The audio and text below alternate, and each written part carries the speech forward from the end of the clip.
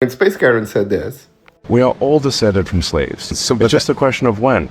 Was it more recent or less recent? That's it. I started counting down the days until I saw that reflected in my comment section. We were all once slaves is the equivalent of all lives matter. It's not a statement that has any content. It serves as the antonym to the statement that chattel slavery was horrendous. That it was an industrial machine that relied on sexual assault, on coercion, on exploitation and dehumanization to build the biggest economies that we have in the West. Economies that are still thriving on the basis of all of the free labor that they extracted from black people that they enslaved. It is a technique that serves two purposes: to avoid having to pay reparations that would be in the trillions, and to shore up the self-confidence of people who make whiteness the core of their identity, because they're not emotionally resilient enough to be satisfied with having the majority of the power in the countries that they live in, and that because of their global exploitation, they have an oversized power in geopolitics. They have an almost pathological need to be loved, to be the good guys.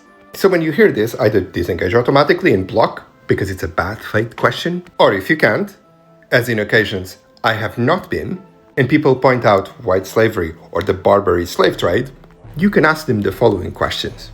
Who are the people who are still suffering from the consequences of the legal and socioeconomic structures that were created to maintain the system of chattel slavery today? Are white women 4 times as likely to die of childbirth in the UK because doctors in the UK still haven't understood that they suffer pain at the same level as other women?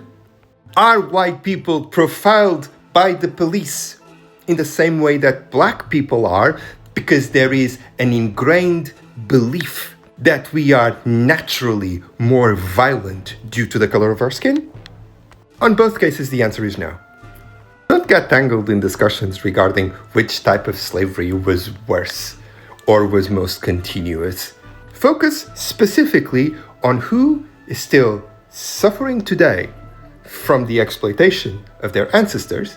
Ask as well, who continues to benefit relentlessly from all of that infrastructure that our ancestors built for free, paying for it with their blood? That should end the conversation.